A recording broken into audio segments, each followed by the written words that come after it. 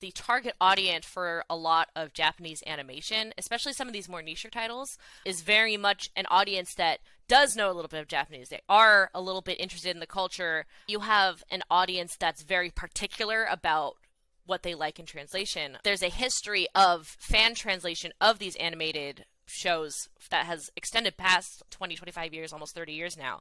A lot of these longtime Japanese animation fans have almost gotten the wrong idea about what a translation should look like. They expect to see these almost stilted Google Translate translations in the official because they think that's a better translation.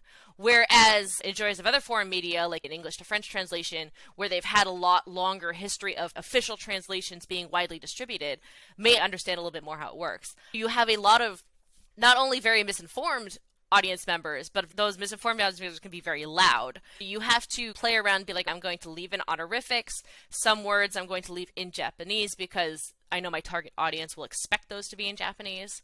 Whereas if I was translating for a Disney Channel or for a wider distribution audience like a Ghibli film, I would absolutely nuke all of those honorifics. Everything would get rewritten. It would be much more localized for that audience. Then, of course, on the gaming end, a lot of Japanese video games used to be niche, but they're really expanding out now. I know there's plenty of Sega titles that take place in Japan that are very Japanese heavy that are available on Xbox Game Pass. So anyone and their friends can go on and have that same immersive, fun experience as somebody who was in Japan.